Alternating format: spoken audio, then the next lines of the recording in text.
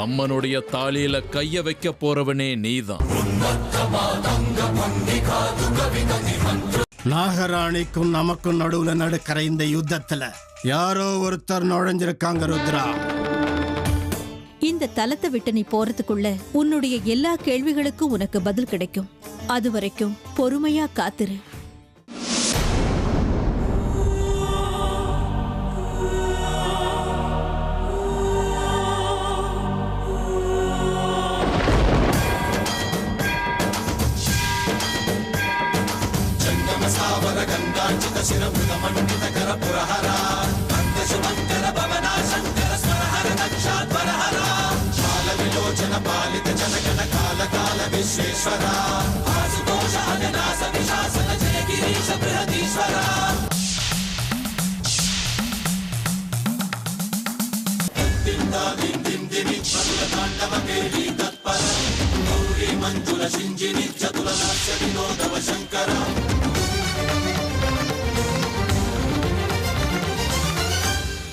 பூஜைக்கு வந்திருக்கியாமா?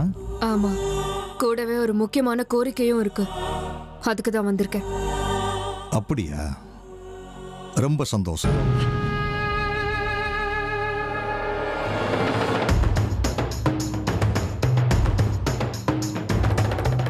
இந்த தலத்துக்கு கோரிக்கையோட வந்த எந்த பக்தர்களும் வெறுங்கையோட திரும்பினது கிடையாது. எல்லாரையும் எல்லாத்தையும் அந்த தாய் காப்பாற்றுவார்.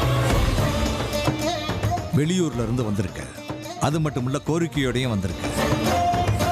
இந்த திரிபுர சுந்தரி அம்மன் உன்னோட கோரிக்கையை நிச்சயமா நிறைவேற்றுவார். உன் மனசுக்குள்ள இருக்கிற கோரிக்கைகள் எல்லாம் எந்த தடங்களும் இல்லாம அந்த அம்மன் சாட்சியா நிறைவேறும். நல்லது நடக்கட்டும். பாரு.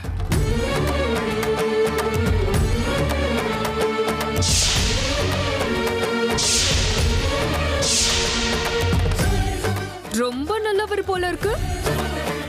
இவரை நடமாடும் தெய்வம்னு நீ சொல்ற, ஆனா எனக்கு என்னமோ அப்படி தோணல. அப்பா, ஒரு நிமிஷத்துல அவரை பத்தி உனக்கு தெரிஞ்சு போச்சா? நீ சொல்றது உண்மைதான். இந்த ஊர்ல இருக்கிறவங்க ஆளுக்கு ஒரு மாதிரி பேசுறாங்க. சில பேர் நல்லவர்னு சொல்லுவாங்க, சில பேர் கெட்டவர்னு சொல்லுவாங்க. என் பங்காரிய கேட்டா சுந்தரிய கொன்னதே இவருதான்னு சொல்லுவான். பங்காரி நல்லவனா? ரொம்ப ரொம்ப நல்ல பையன். பத்திரம் பார்த்து தங்கம், கள்ளங்கபடமே தெரியாதவன். அவனை பார்த்தா சாமியை பார்த்த மாதிரியே இருக்கும். அவ்வளோ நல்லவன், நல்லா பேசுவான். அப்படியா? எந்த சாமியும் போய் சொல்லாது. ஒத்துக்கிறியா?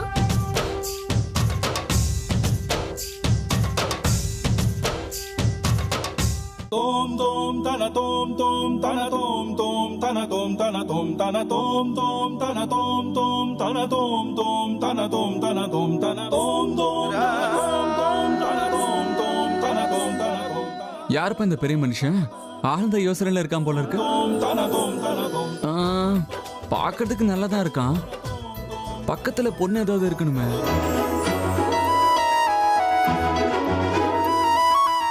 ச்சே, பொண்ணு இல்லைன்னு தானே இப்படி உட்கார்ந்துருக்கான். இவனும் என்ன மாதிரி தான் போல இருக்கு. ரொம்ப ஆழமான காதல் போல இருக்கு. பொண்ணுகிட்ட சொல்லியிருக்க மாட்டான். இல்லைன்னா அந்த பொண்ணு ஒத்துக்கலையே என்னவோ. உலகத்துல எந்த காதலனுக்கு பிரச்சனை வந்தாலும் அது ஏன் பிரச்சனை மாதிரி. வணக்கம் பாஸ், என் பேர் அர்ஜுன். அட, நீங்க யாரா இருந்தா எனக்கு என்ன தொல்லை பண்ணாதீங்க. ஏற்கனவே தொலைல தான் இருக்கீங்க. நான் உங்களை எங்க தொல்லை பண்ண போறேன்? பாவம், கண்ணில் காதல் பொங்கி வழியுது. உங்களை பார்க்கும்போது ஐயோ பாவம் தோணுது. இல்ல ஒண்ணும் இல்ல, எனக்கு இந்த காதலை பத்தி தெரியாது. பின்னையே எப்படி உட்காந்துருக்க?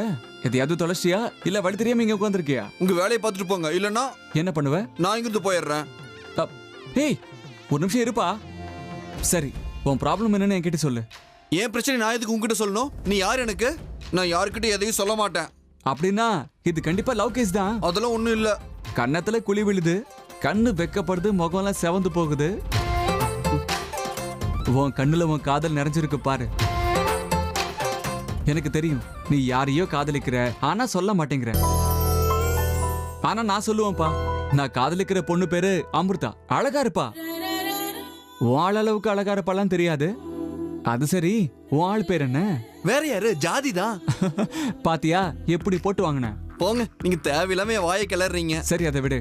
என் பேர் அர்ஜுன். பக்கத்துல மல்லிகைப்புறத்துல இருந்து வந்திருக்கேன். எனக்கு ரொம்ப வேண்டியவங்கள கோவிலுக்கு கூட்டிட்டு வந்திருக்கேன். என் பேர் பங்காரி. நான் இந்த அம்மன் கோவிலுக்கு வரவங்களோட செருப்பெல்லாம் பாதுகாத்துக்கிறேன். குட். மல்லி எங்க? நீயே இப்படி உட்காந்துருக்க? அவ எங்க இருந்தாலும் நல்லா இருக்கட்டும். அவளுக்கு எந்த பிரச்சனையும் வரக்கூடாது. என் கூட சேர்ந்தாவே பிரச்சனை மேல பிரச்சனை வருது. நல்ல பொண்ணுக்கு நல்லது தானே அர்ஜுன் சார் நடக்கணும். ரொம்ப பிடிக்குமோ? அதெல்லாம் தெரியாதுங்க. அவ நல்லா இருக்கணும், அவ்வளவுதான். நாம் ஆசைப்படுறவங்க நமக்கு நிச்சயம் கிடைக்கணும் பங்காரி. வேண்டிக்கிட்டா அந்த அம்மன் நிச்சயமா நிறைவேற்றுவாங்க. போய் ஆள்கிட்ட எல்லாத்தையும் சொல்லு. அதெல்லாம் இப்ப முடியாதுங்க. ஏன் முடியாது? நான் எதுவும் சொல்ல மாட்டேன். நீங்க எங்க இருக்கீங்க? சுமங்கலி பூஜைக்கு இன்னும் 2 நாள் இருக்கு, அதான் கேக்குறேன். சரி, நீங்க என் கூட வாங்க, நான் உங்களுக்கு ஒரு வீடு காட்டுறேன். பரவாயில்ல விடு, நானே போய்க்கிறேன். அட வாங்க, நான் கூட்டு போறேன், வாங்க.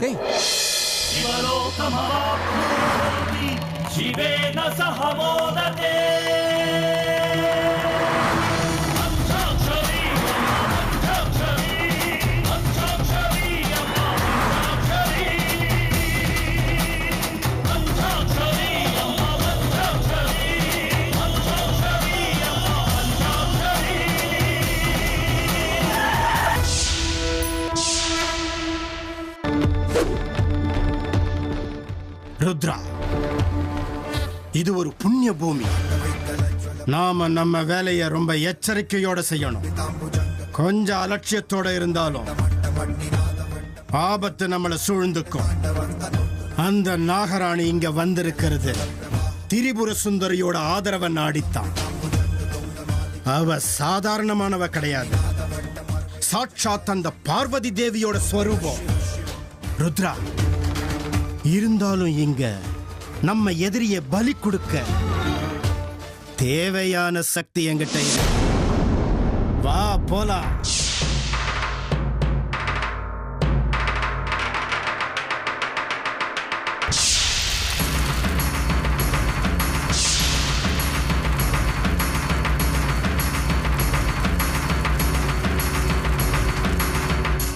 விருப்பாக்ஷா, இந்த ஊருக்குள்ள புது விருந்தினர்கள் வர பாக்குறாங்க. புது விருந்தாளிங்கன்னா யாரது? எங்க இருக்காங்க? அவங்க சக்ராபுரிக்கு வெளியில நிக்கிறாங்க. அம்மன் அவங்கள உள்ள விட மாட்டேங்கிறா. அம்மன் விட மாட்டேங்கிறானா? என்ன அர்த்தம்?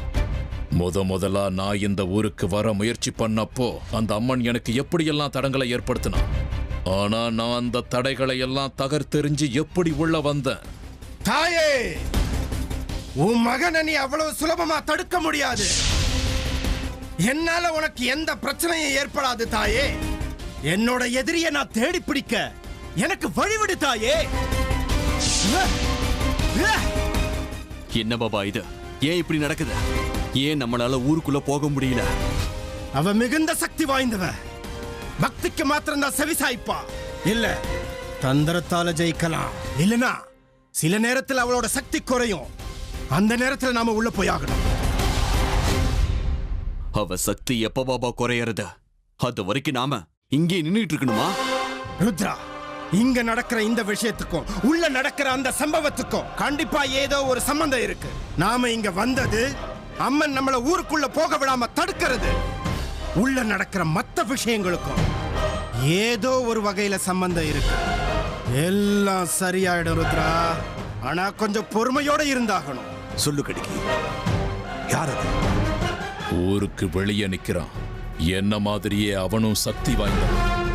நான் கத்துக்கிட்ட விதைகளை எல்லாம் அவனும் கத்து வச்சிருக்கான். என்னோட தந்திர மந்திர சக்திகள் எல்லாமே அவனுக்கும் நல்லா தெரியும். ஊருக்கு வெளியே தான் நின்னுக்கிட்டு இருக்கான். அப்படின்னா ஸ்ரீ சக்கரத்தை அடையணுங்கிற ஆசையில இன்னொருத்த வந்திருக்கான்னு சொல்றியா? அது எனக்கு நிச்சயமா தெரியாது விருப்பாக்ஷா. உயிரே போனாலும் சரி கடிக்கி, இன்னொரு பங்காளி நமக்கு தேவையே கிடையாது. வர்றவன் போறவனுக்கெல்லாம் பங்கு கொடுக்கறதுக்கு அது ஒண்ணும் அப்பம் கிடையாது. ஸ்ரீ சக்கரம், அந்த காரியத்தை என்கிட்ட விட்டுரு. நான் சொன்ன மாதிரி நீ நாளைக்கு தாலிய மாத்து. எந்த காரணத்தை கொண்டும் வேலை முடியலங்கிற வார்த்தைவும் வாயால வரக்கூடாது. இது நம்மளுடைய கடைசி முயற்சின்னு நாம நினைச்சுக்கணும். சொல்றது புரியுதா? சரி, நீயும் ஒண்ணு புரிஞ்சுக்கோ. யாரோ வந்திருக்காங்கன்னு சொன்னேன்ல, அவங்க சக்கராபுரிக்குள்ள கால் வைக்க கூடாது. அது உன்னுடைய பொறுப்பு. உன்னோட வேலையை நீ செய், என்னோட வேலையை நான் செய்கிறேன். எப்படி வந்தியோ அப்படியே திரும்பி போயிடு. இல்லன்னா உன்னை எப்படி ஒளிச்சு கட்டணுங்கிறது எனக்கு ரொம்ப நல்லாவே தெரியும். ஜெய் மகாகாளி! யாருக்கு வெற்றி யாருக்கு தோல்விங்கிறது போக போக உனக்கு தெரியும். வெற்றிங்கிறது என்னைக்கும் எனக்கு சொந்தமானது. எங்க காரியங்களுக்கு தடையா வந்தா அது யாரா இருந்தாலும் அம்மனுடைய பாதங்களுக்கு பலி கொடுத்துருவேன். உள்ள வந்தா நான் ராட்சச அவதாரம் எடுக்க வேண்டியிருக்கும். அப்புறம் எங்க ரத்த ஆறே ஓடும். குடும்பத்துக்கு ஒரு தலைவன் தான் இருக்கணும், ஊருக்கு ஒரு அரசன் தான் இருக்கணும். இந்த கட்டிக்கு இருக்கிற வரைக்கும் யாரும் உள்ள வர முடியாது. ஜெய் மகாகாளி! நம்மளோட வெற்றி தோல்விங்கிறது நாம எவ்வளவு சக்தி அடைஞ்சிருக்கிறோமோ அதை பொறுத்து தான் இருக்கு. புரியுதா? நீயா நானான்னு இப்ப ஒரு கை பார்த்தல்.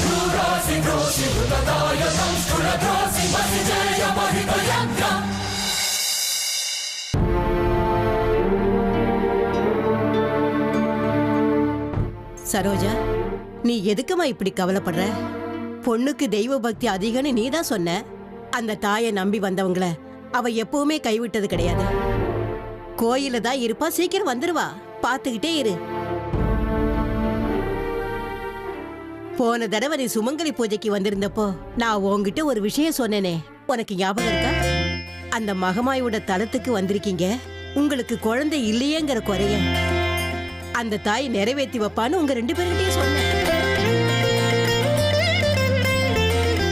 அந்த பொண்ணு உன் வயித்துல பிறக்காம இருக்கலாம், ஆனா நீ இப்படி அவளை பத்தி யோசிச்சுட்டு இருக்கிறத பாக்கும்போது உன் வயித்துல பிறந்த பொண்ணை விட இவ உனக்கு பெருசுன்னு தோணுது. ஆமாமா, அவ வீட்டுக்கு வந்ததுக்கு அப்புறம் எங்க வாழ்க்கையே மாறி போச்சு. அவ எங்களோட அதிர்ஷ்ட பொண்ணு. எங்களுக்கும் ஒரு அதிர்ஷ்ட பொண்ணு இருந்தா. சொன்னோம்ல, என்னென்னமோ நடந்துருச்சு.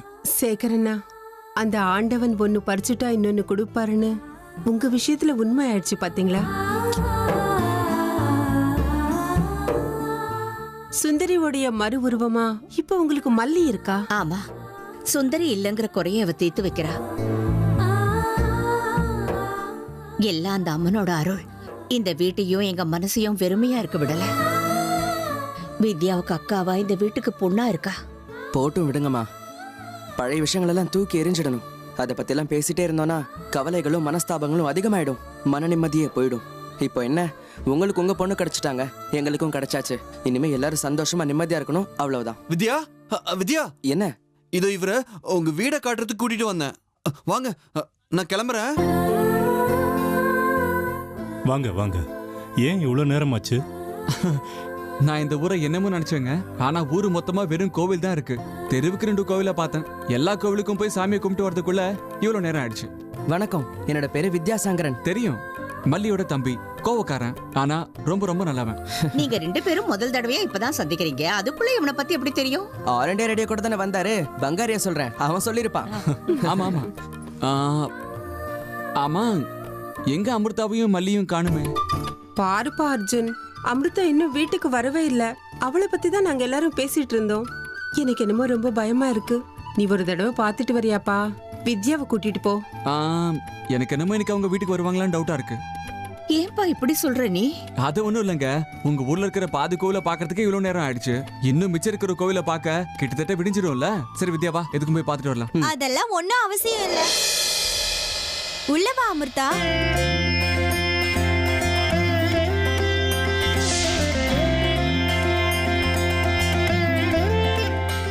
ஏன் வாசல்லையே நின்னுட்ட அமிர்தா? உள்ளவம்மா. நீ பாக்குறது எல்லாமே நிஜம்தான். அமிர்தா, வருஷம் வருஷம் நாங்க இந்த கோயிலுக்கு வந்து அம்மனுடைய சுமங்கலி பூஜையில கலந்துகிட்டு பிரசாதம் வாங்கிட்டு போவோமா. இந்த முறை வாய்ப்பை தவற விட மனசு வரல, அதான் கிளம்பி வந்துட்டோம். ஆமா அமிர்தா, அதுவும் இல்லாம அர்ஜுன் கூட போலான்னு ரொம்ப வற்புறுத்தினா, அதனாலதான் நாங்க வந்துட்டோம்.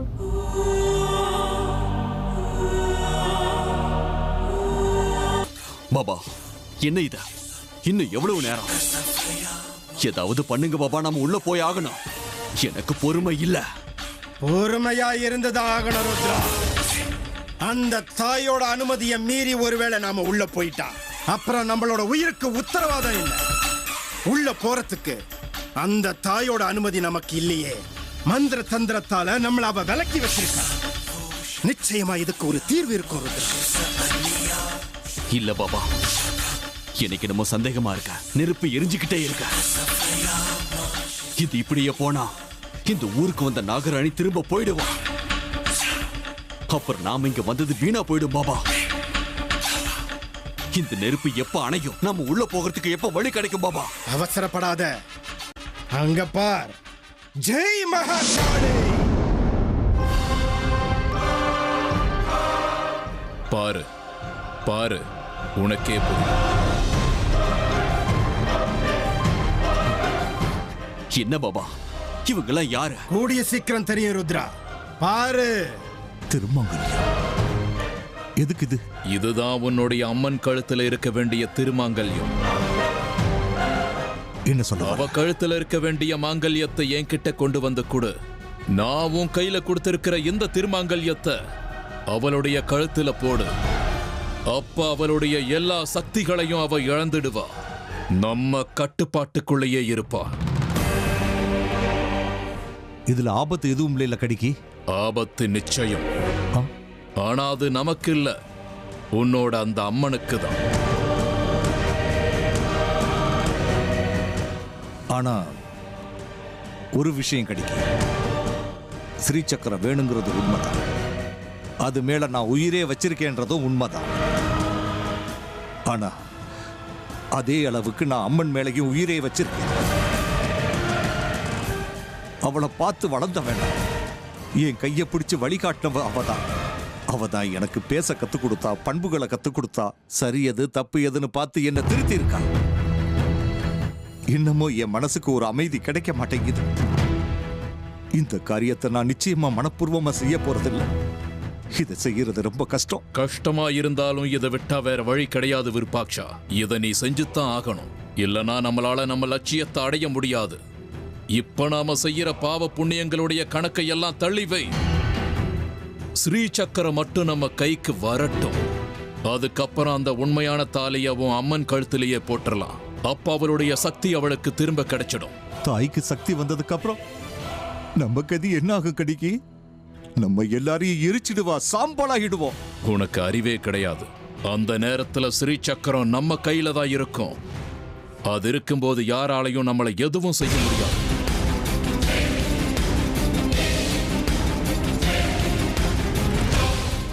சரி கடி, இப்பதான் மனசுக்கு அமைதியா இருக்கு. நான் கிளம்புறேன். விருப்பாக்ஷா நில்லு. நாளைக்கு கல்யாணம் நடக்க போகுது. எந்த காரணத்தை கொண்டும் தடப்படக்கூடாது.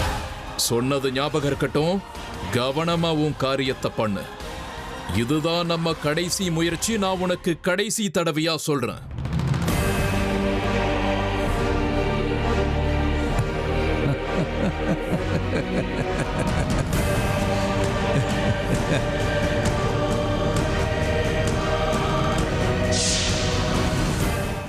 பாபா, அவங்கள என்ன பண்றாங்க? விடு ருத்ரா, அது நமக்கு அவசியம் இல்லாத விஷயம். நாகராணியை தேடி நாம வந்திருக்கோம். கண்டிப்பா அவ நமக்கு கிடைச்சே தீர்வா. விடு. அவளோட கடைசி மூச்சு விடுறதுக்காக நான் காத்துக்கிட்டு இருக்கேன்.